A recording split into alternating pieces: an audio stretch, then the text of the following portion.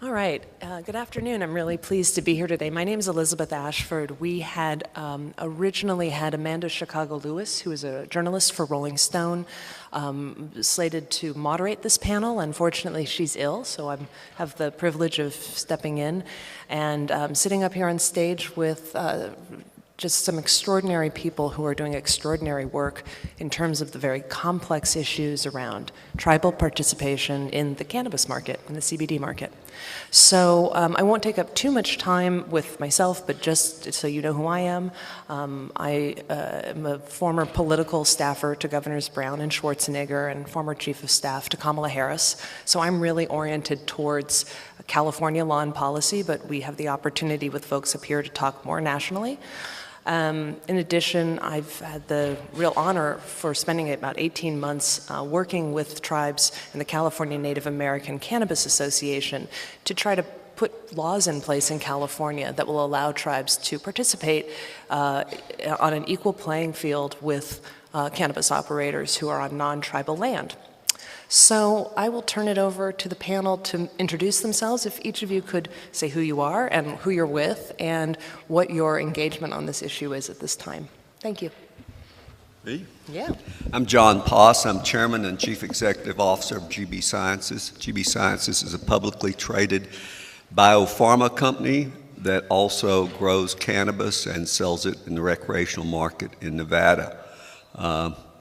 We also do extensive research on developed medical formulations. We have patents that are currently filed that cover about 60 different disease conditions using cannabis-based formulations.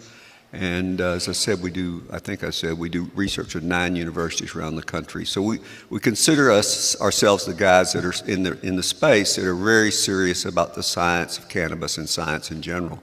But that doesn't mean we don't have a sense of humor. We also want to make weed great again.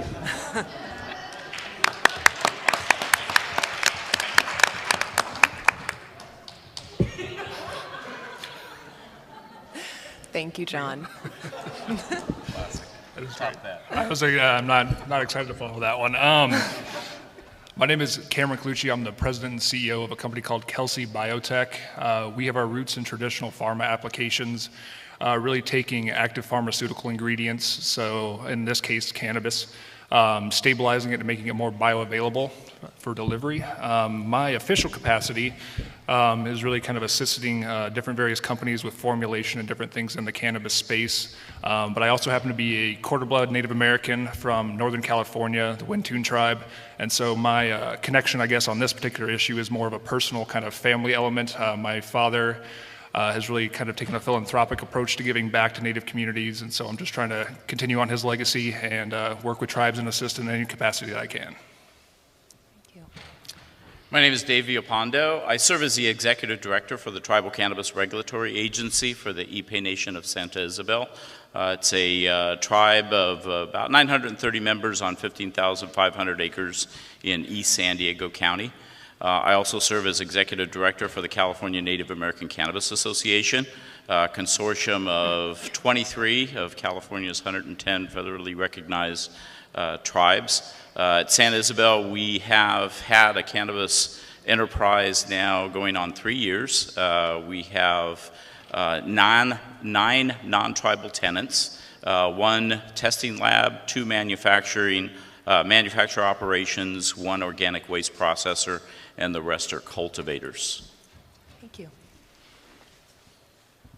Hi, good afternoon. My name is Tina Braithwaite, and I'm the former chairwoman of the Utu Paiute tribe.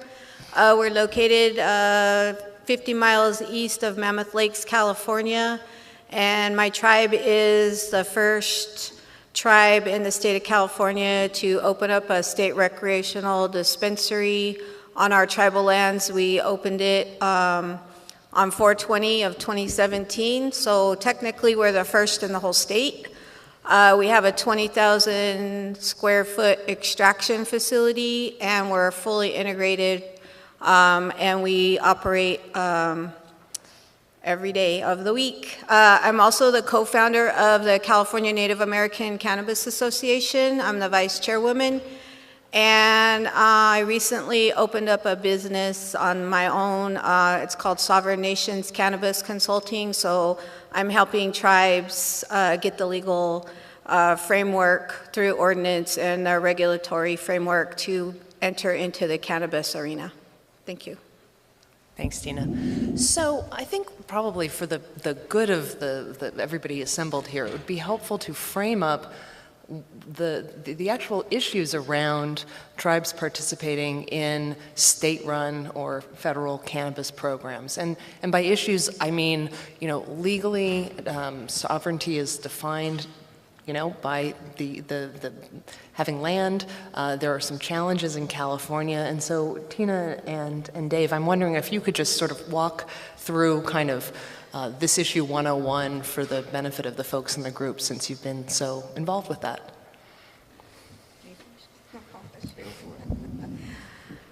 Okay, so back in 2017, let me back up, I'm sorry. So when Prop 64 was drafted for this legislation for adult use, tribes were not included in that language. Therefore, we had no pathway. So when Prop 64 was passed, the tribes were trying to get a consultation with the governor's office, and the governor's office stated that they didn't feel that the tribes would be interested. Therefore, that is why there was no language included in the Prop 64. Meanwhile, we tried to engage with the governor's office, and the governor's office said that they were not going to do anything without legislation.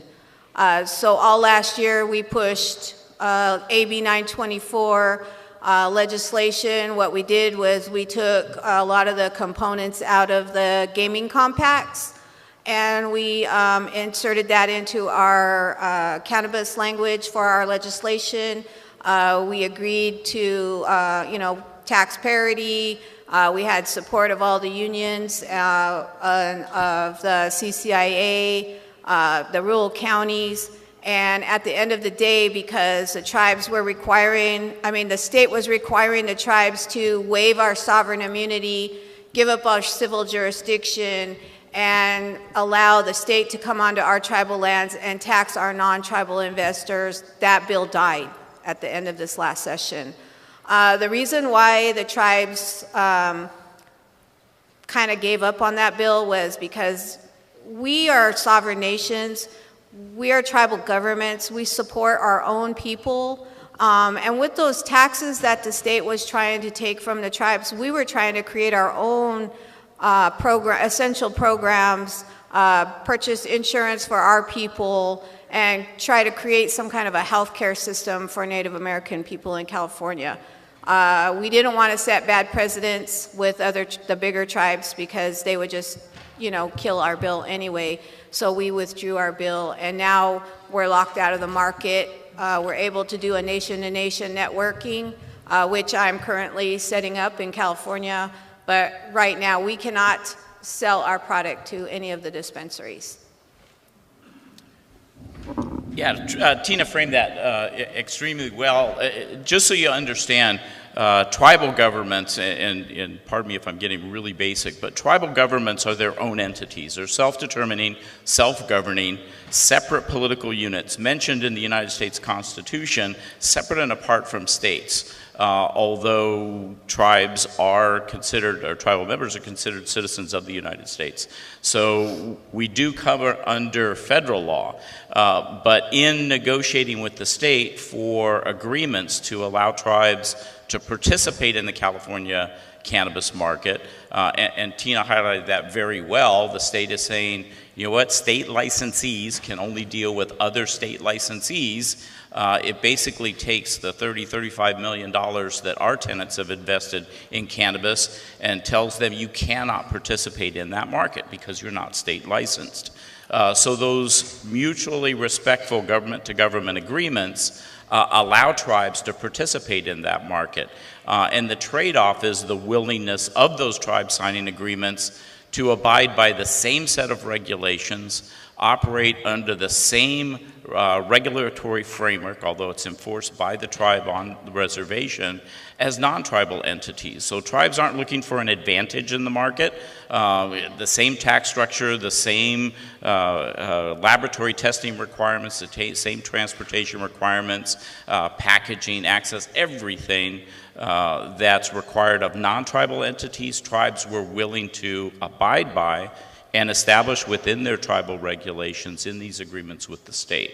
And I, as executive director, I would go back to my executive board, who were the tribal leaders representing the Seneca tribes, and said the state wants another concession. They're asking for this. And this lady particularly would yell my head off. We're giving up. It seems like every week we're giving up something else. And I'll tell you, the straw that broke the camel's back, and just by way of perspective, I spent 27 years working for the state of California.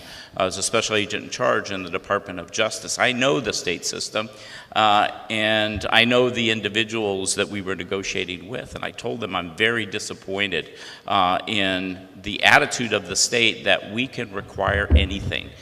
Endless concessions. It got down to the fact, frankly, where the state said, we just want to treat you like cities and counties. You're going to submit to all of our regulations. You're going to give us 24/7 unfettered access. And oh, by the way, we want a share of your revenues.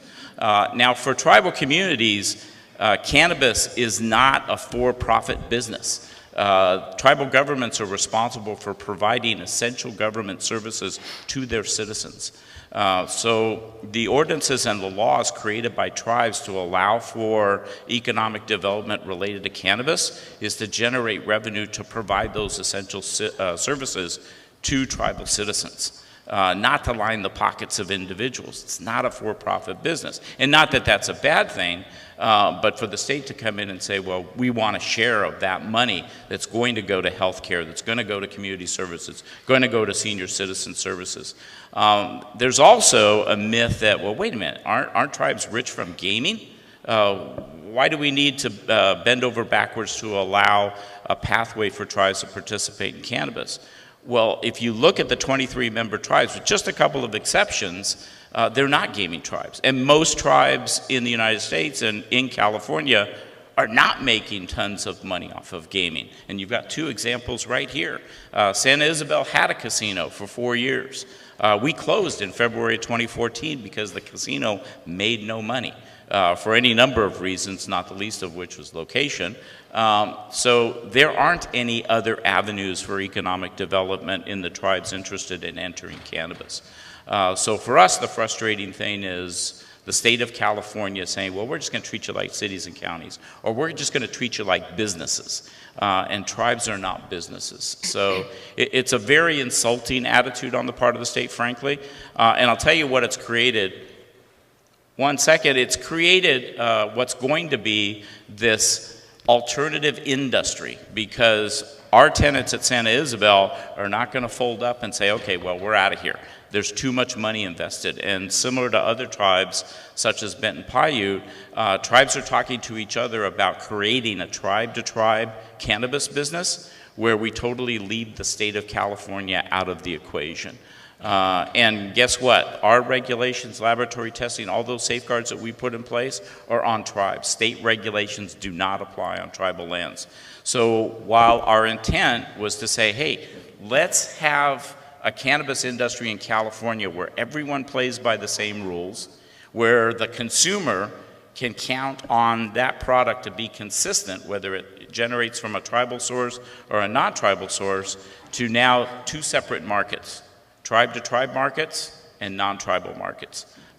It's not a good business model for the consumer, and frankly, it totally subverts the intent of the state of California to provide a safe, accountable, and cross the T's and dot the I's cannabis market Thanks, in Dave. California. Thank you.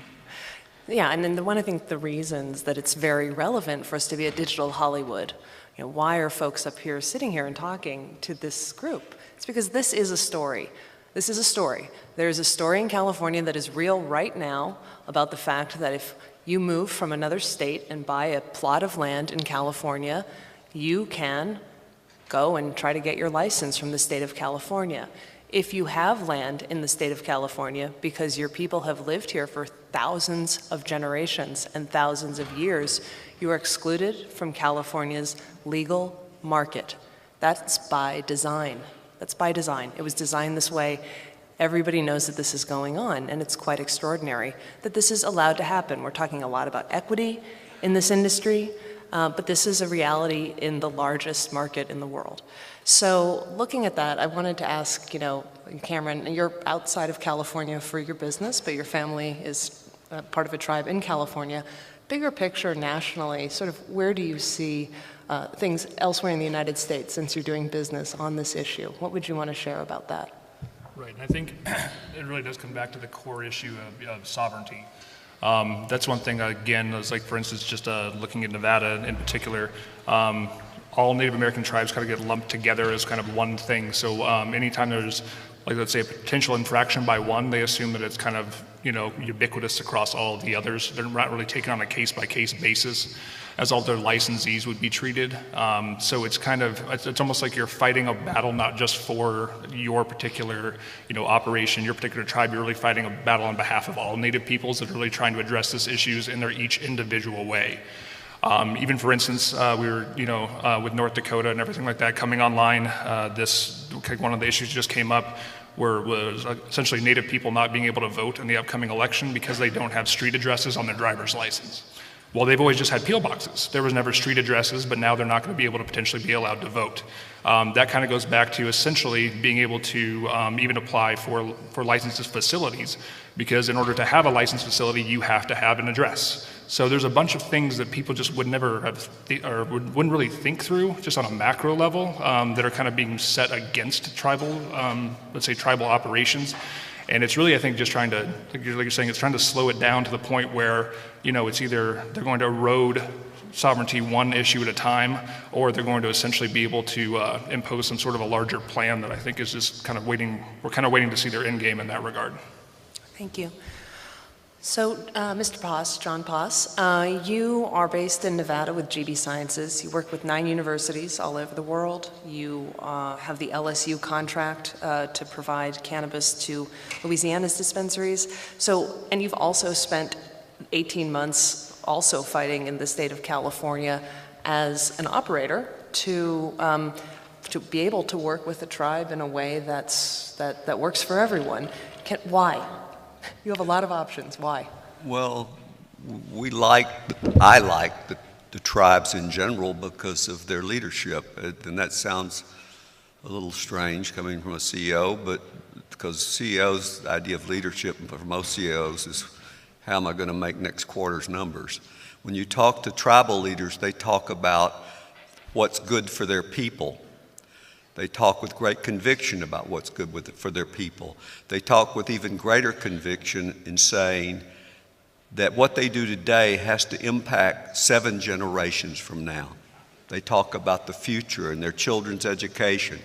And they're underdogs. We've heard some examples today of how tribes are taken advantage of. And they're typically taken advantage of by businessmen like me who come rolling into town and try and flim-flam something. I just like helping. I think that if you're part of the cannabis movement, our company's part of the cannabis movement, but we think our real job is to change medicine.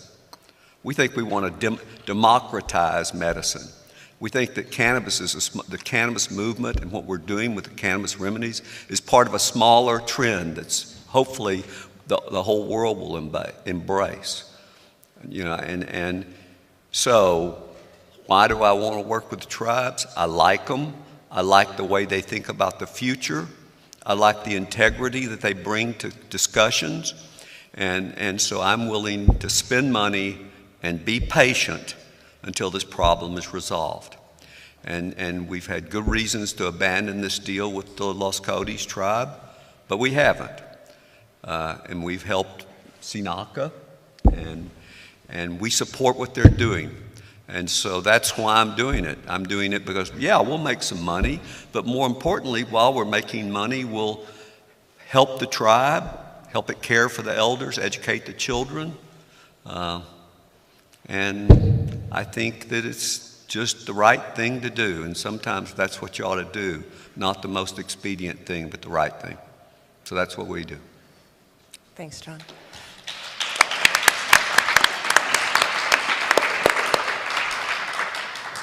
So Tina, you and I and John, and I don't know if you were there, Dave, but we were just up in Alpine in San Diego County talking with, lots of tribal leadership. We're talking about the opportunities that exist right now, regardless of what happens with the state. You and Dave talked a little bit about tribal-to-tribal commerce. I'm curious if you can sort of break down the hemp opportunity as well, because there's a lot of conversation right now about tribes being able to participate in growing industrial hemp if the Farm Bill passes and all of that. So I'm curious what your perspective is on that. And actually, I'd like to hear everybody's perspective on it because it comes up so much. Hemp-derived CBD and the role of tribes within that. So maybe, Tina, you can take that to start. So with the tribes being locked out of the market, we had a lot of tribes have investors that have invested large amounts of money into the reservations for infrastructure to build these cannabis projects.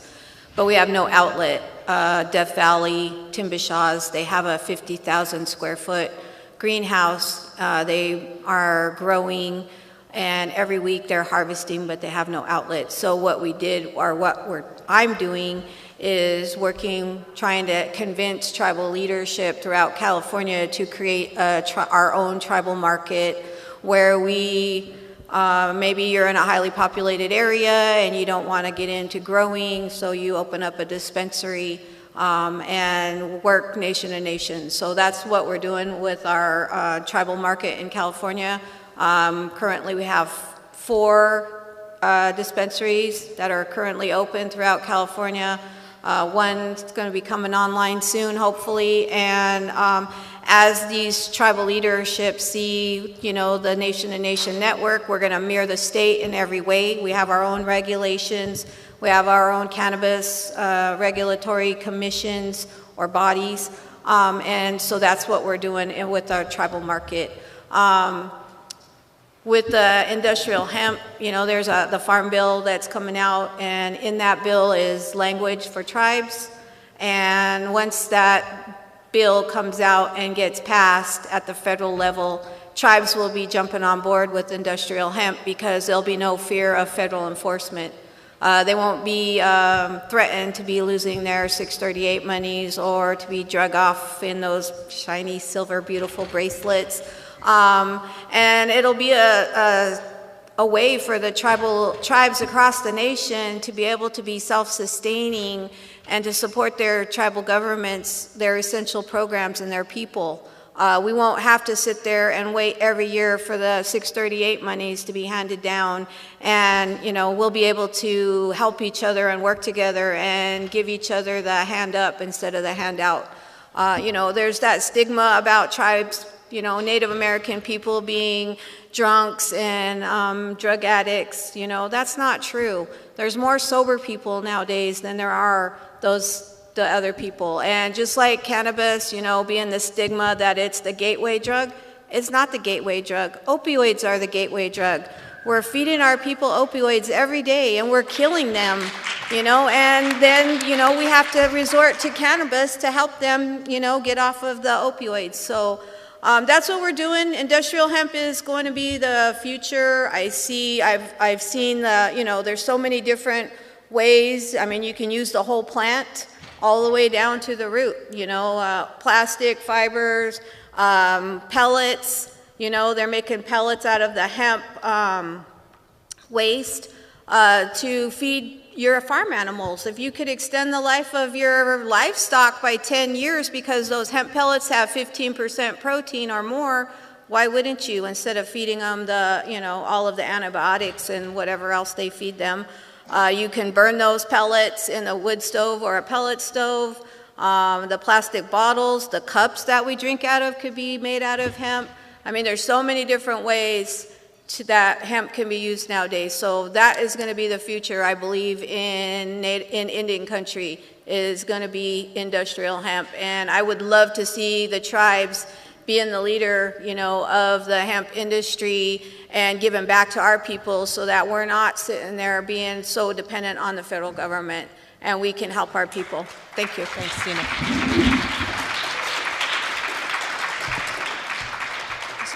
Dave, you have tenants on the land, and those are seeking licenses from the state. Is hemp on your mind? Is it part of the portfolio that you think will be pursued potentially after the Farm Bill? How do you see it as overseeing tribal land that has, you know, independent tenants on it? Is that something they're looking at? What's the perspective? Yeah, there's several models that tribes can use with regard to cannabis, and it can be similar to Santa Isabel's model where we license, conduct suitability backgrounds, and provide a business pathway for non-tribal entities to operate on our tribal lands in designated spaces. You can have co-owned tribal private business, co-owned cannabis enterprises on the land, or you can have completely tribal-owned operations on tribal land. With regard to licensing or pursuing licensing with the state, we found that we thought that our model would be the easiest, because why should the tribe waive its sovereign immunity as required by Section 5009 in the current state regulations when the tribe's not applying for a license? It's a non-tribal entity. And the state is still reluctant, although they're still conversing, reluctant to issue those licenses. So I think it's the bureaucracy that gets in the way of providing a pathway for tribes to participate in markets regulated by, at least for our state, the state of California. We would love for the state to replicate Washington, Nevada, or Oregon's model with regard to tribal participation in cannabis markets, but that's not where California currently is. But with regard to legislation, so we do have a national organization, Tribal Nations Cannabis Alliance, TNCA, and we have websites for both of these, by the way. TNCA.us is the Tribal Nations Cannabis Alliance, and CNACA is CNACA.us.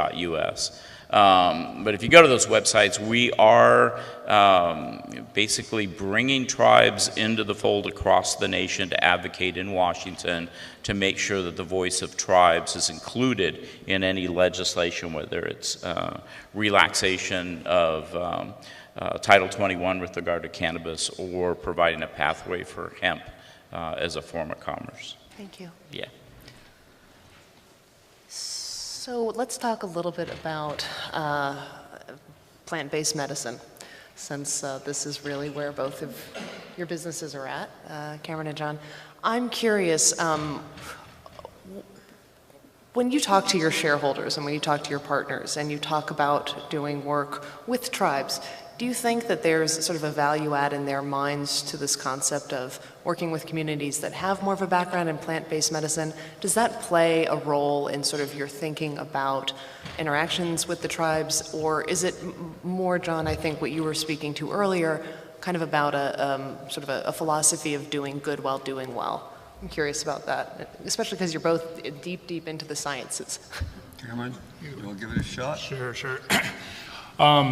Yeah, so it usually starts off with kind of a little bit of, let's say, Native Politics 101, because the one unique thing that you'll have that John was kind of alluding to is there's a personal connection anytime you're dealing with a tribe where you really actually have to be present. So you can't, it's not emails don't work, phones, you'll lose that connection.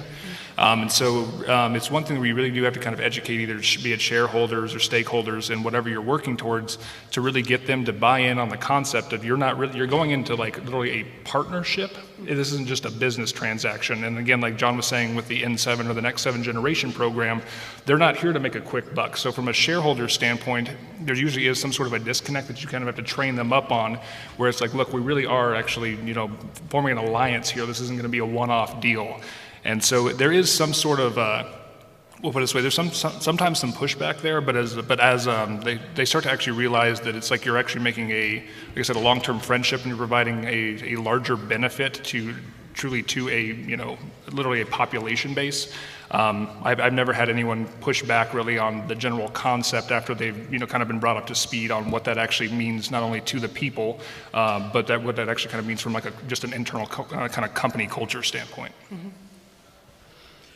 There's a number of things that relate to that I feel like I ought to talk about. Number one, you guys may not understand, but most of the tribal governments are essentially participatory town hall democracies. So every member of that tribe is an important constituent to you.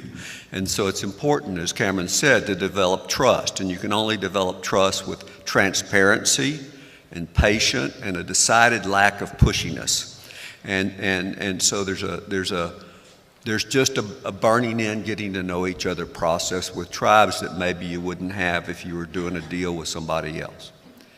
But I want to talk about hemp. Can I talk about hemp? Oh yeah, talk about So hemp is probably the future for the tribes, and it's actually has a brighter future than what we call marijuana, because they're the same plant. Okay, hemp is an artificial definition given us by the DEA.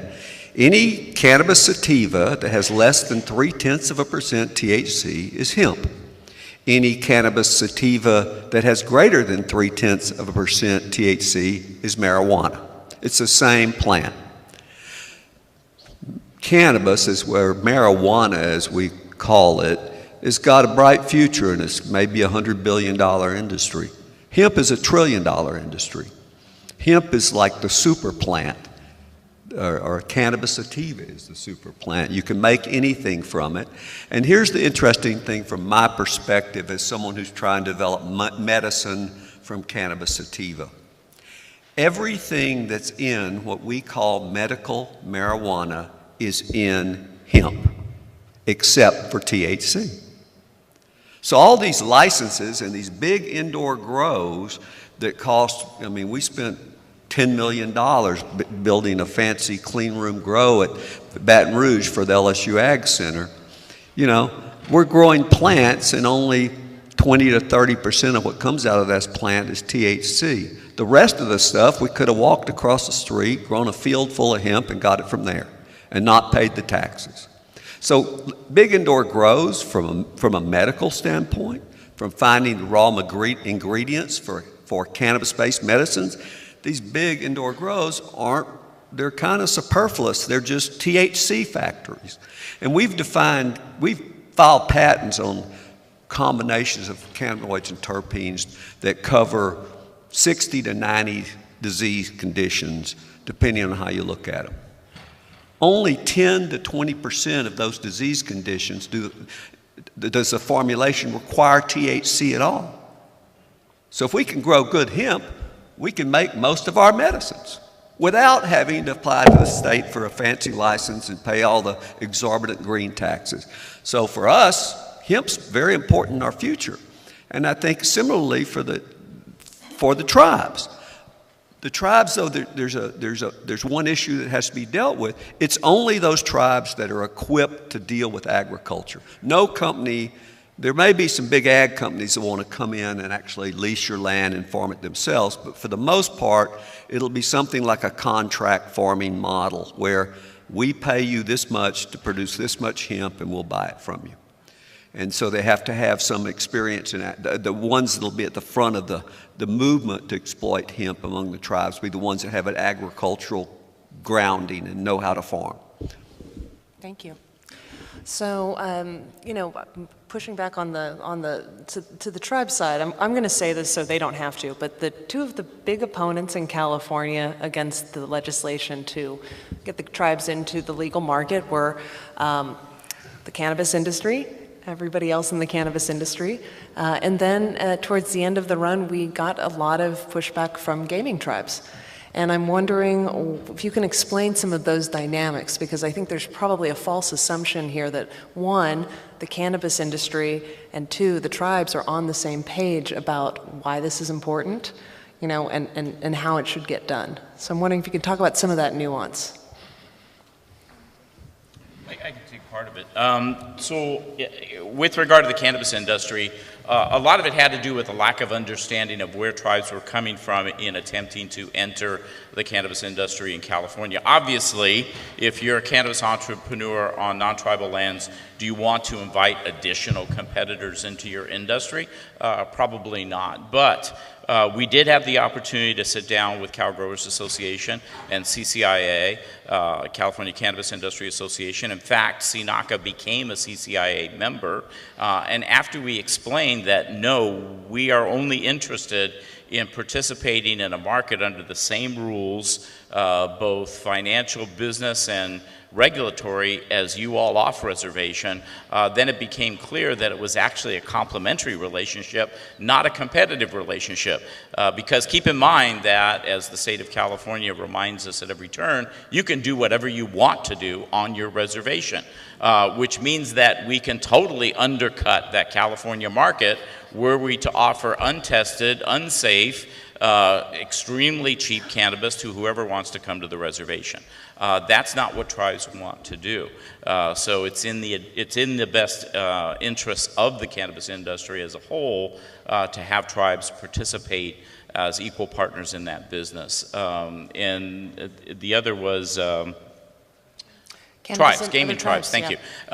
So the objection by large gaming tribes, because we were making so many concessions in our proposed agreement with the state to provide a pathway for tribes to participate in this market, gaming tribes were nervous that we were setting precedent that would impact future negotiations or compact agreements related to gaming. Now, we weren't. Every single one of our conditions or agreed upon concessions are actually included in the current compact. So we weren't creating or breaking any new ground, but that was a concern of gaming tribes. You're giving the state too much, and if you give them too much, then they're going to demand that same level of too much from us when it comes to renegotiating our gaming compacts. So when we were able to sit down with those large gaming tribes, don't mention any names, but the largest ones here in Southern California, we actually turned those folks from skeptics to actual supporters, to where we did have the support of the large gaming tribes and the gaming associations in California with regard to our proposed legislation. So we were able actually to change almost all of the opponents to tribal participation the year previous to either supporters or non-objectors to what we were trying to accomplish. Great. I'm wondering at this point if there are any questions. We can keep going up here, but I'm also mindful that, we've been talking about a lot. I'm wondering if we can take a couple of questions at this time. Look like you had somebody over there. Yes, sir. Could you stand up?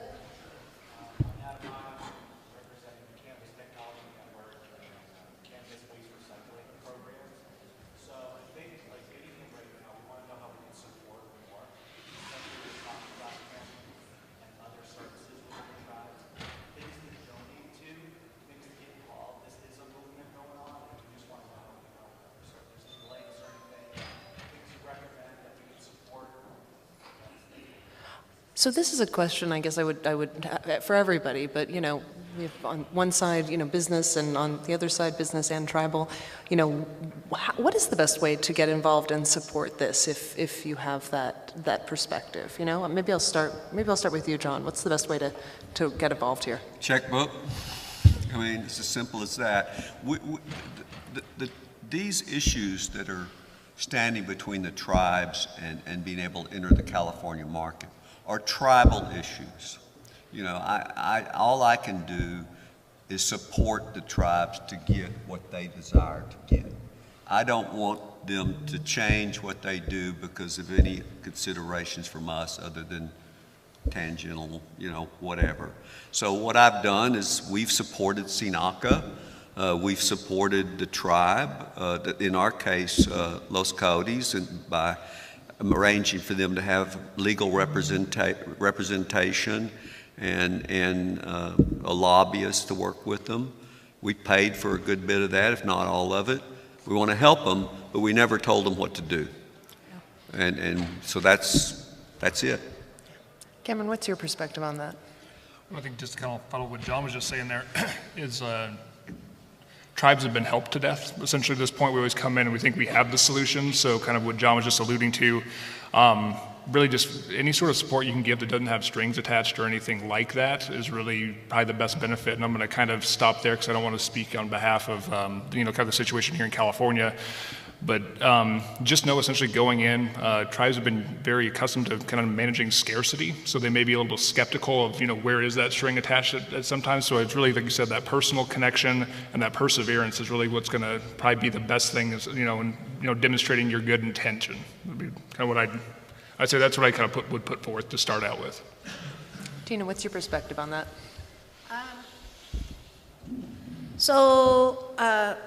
I think that with this next governor coming in, we're still going to be, I've been told we're still going to be expected to apply for a state license. So we're going to pick up that ball again with the AB 924. It might not necessarily be called AB 924, but if you guys follow the CNACA.us and see where we're going and what we're doing, maybe write the governor, maybe help us push that envelope, because we need to get across the finish line with this. It's been, when Dave was talking earlier about, the resistance, we turned those people around. We were agreeing to work with the state in any way, but not at the cost of our sovereignty. Tribes, we need to be looked at as tribal governments, and I would never ask the governor to waive his sovereign immunity or give up the rights of all of the California people, and how can they expect me to waive the rights of my people on my nation? So we just want to be treated as governments. We want our sovereignty to be protected at all times. And once we start giving away sovereignty, it's just going to keep eroding until there's none left. Now it's cannabis. First it was gaming, and now it's cannabis. And what is it going to be next time? And what is it going to be next time? And then we're not going to have any more sovereignty. And then we're not even going to be looked at as sovereign nations. So, we just need to be respected and treated as tribes.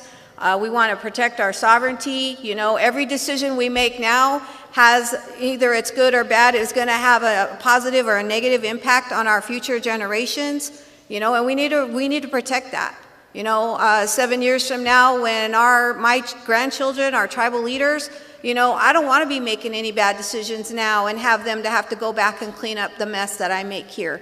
So, every decision, every path that we've taken, I've tried to be respectful, not just of my tribe, but of all tribes, going forward, because California is under the microscope as far as being the largest cannabis industry in the nation, and what happens here and how California treats the tribes in California, that can go across the nation. As these states legalize, oh, this is how California treated these tribes, let's lock them out. And then we're forced, here we are, forced to do a nation to nation, when we try to be respectful of the state and say, we'll tax on reservation, we'll keep those tax dollars for our essential programs and our people. The retail tax that you make when that product leaves the reservation, the state or the counties or the cities, they get to keep those taxes, and the door still got shut in our face. So you people as California residents, you guys need to know that. We were not trying to screw the state out of the tax. We said, we'll keep tax on reservation, you keep tax off reservation, and they still slam the door in our face. So that's where we're at, and they're forcing us down the bad path, just so you guys know. I mean, we're not trying to be, intentionally, going, off the deep end, but the nation-to-nation market, I'm pushing it hard, and it's going to happen. And, we still want to be respectful, and we still want to do, make sure that our product is safe for the consumer. We're still mirroring the state as far as testing and packaging and all of that, but we're creating our tribal market so that, we have that pathway, because we have a government and a nation to provide for, and, we're stuck. We are out in a remote area. We don't have gaming. We don't have access. And, this is just something that the state has forced the tribes into that corner, and we're not giving up and we're not laying down anymore. So, thank you. What other questions are there? Yes, sir. 4 years ago, I was working in the community in Saskatchewan. They were going, Can you speak up a little? We can't hear you. I was working with the native of the reservation in Saskatchewan, Canada. They were growing hemp. They had up to about 35,000 acres, and it was building material. Like once a day, once a lot. And they couldn't keep up. They asked me if I could introduce hemp growing in San Joaquin Valley. I don't work with farmers, and this is typically self-production. I think this is efficient. So my question is, are the reservations open to cultivating hemp as a building product, till the rest of the regulations are in line? I believe that anything economic development would be good for tribes, and I believe that I was just at a hemp conference, and there was a lot of tribes there that were open to economic development. So I definitely believe that there would be an avenue for that. So we're coming up on the end of our time. I wanted to ask two questions. So on the operator and developer side, what do you need from the tribes? And on the tribal side, what do you need from your partners on your land? I'll start with John. Clarity. You know, the tribes have to decide what they want to do. And I mentioned earlier that it's a very democratic process. The tribes are generally pretty conservative. So sometimes it takes them a while to get to an answer, and sometimes there's still some dispute amongst the tribe members about what the right answer is. For an operator, I just want to know, as an operator, I want to know, what do you want to do? Give me the clear guidelines that we can operate together. Give me the rules of engagement. Let's cut our deal, and we will be good partners and good citizens, and with you respect your tribal lands and respect your objectives. The 7th generation one, the one that resonates with me most. Wouldn't it be wonderful if our country had a president that talked like that? Anyway, so if they tell us the rules, we'll follow them. But the rules are often in flux, and I think Dave knows what I'm talking about. Yeah, on behalf of the regulator in the room, I have no problem explaining to you what the rules are for operating on the reservation. Yeah, my emphasis is accountability, integrity, and the regulations. And from an operator standpoint, and in our tribe, we have a business and economic development side that deals with the business side. I deal with the regulation and enforcement side. But frequently, we work as a team.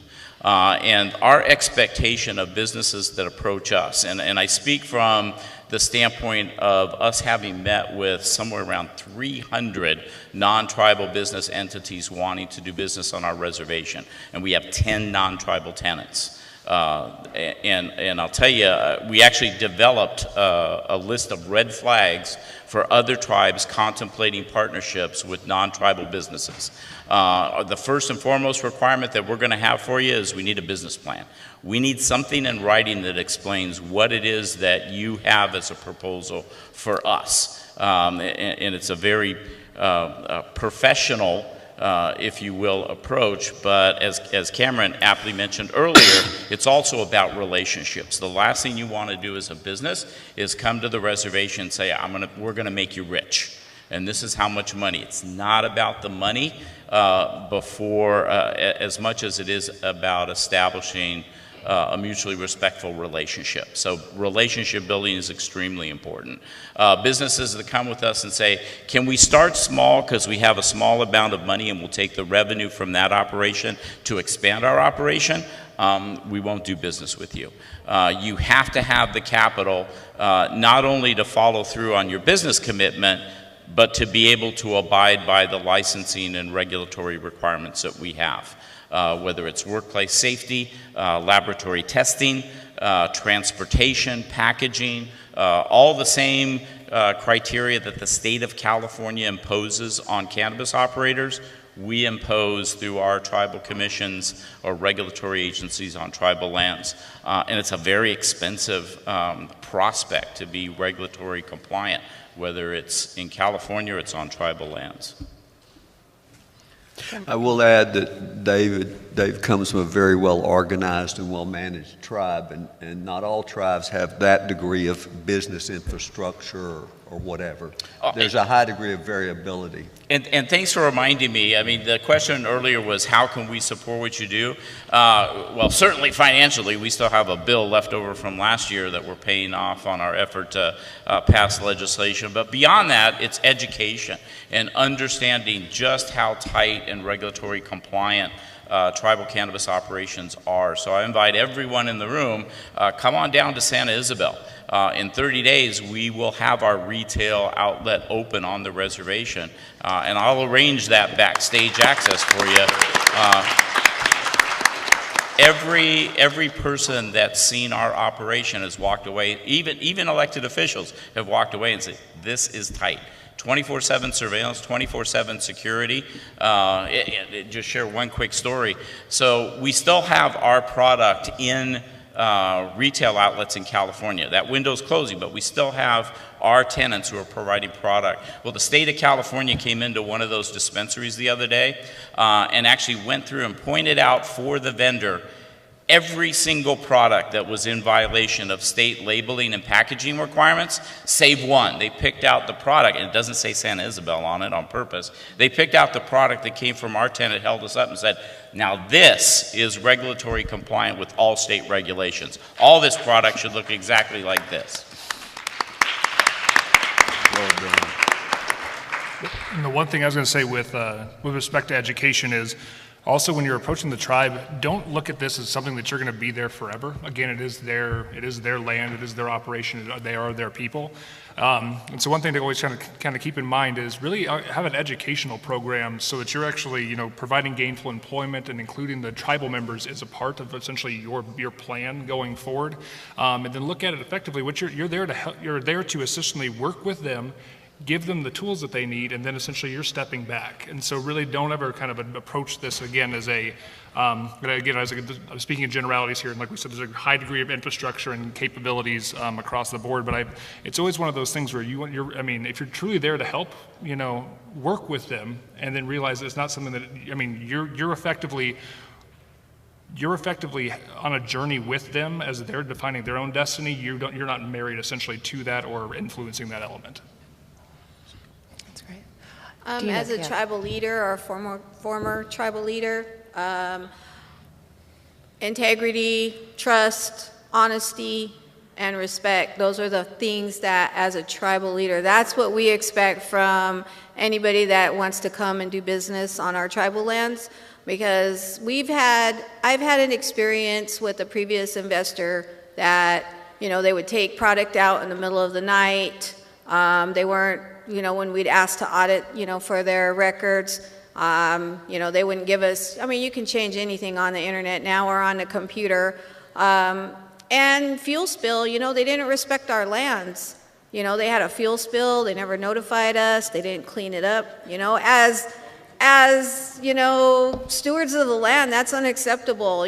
So when you go to the tribes, you have to be respectful of the lands, you have to be respectful of the people, and just be honest and truthful. That's the main thing, is to be transparent on everything that you do, and good communication, because, we educated our people, and when we first legalized cannabis, we reached out and we educated our people. So now I have 85-year-old elders that are consuming cannabis in some sort of way, whether it be through a THC tincture or a CBD tincture or a topical, and it's helped them relieve their pain. So, they need to be educated also. That's great. Unfortunately, we're out of time, but I wanted to just emphasize again that this is not a topic at a panel. This is a movement. It's a very important duration in the maturation of this industry in California and nationally. You're looking at some of the top people in this movement on this stage, so I would just urge you to follow up and please become part of it. Thank you.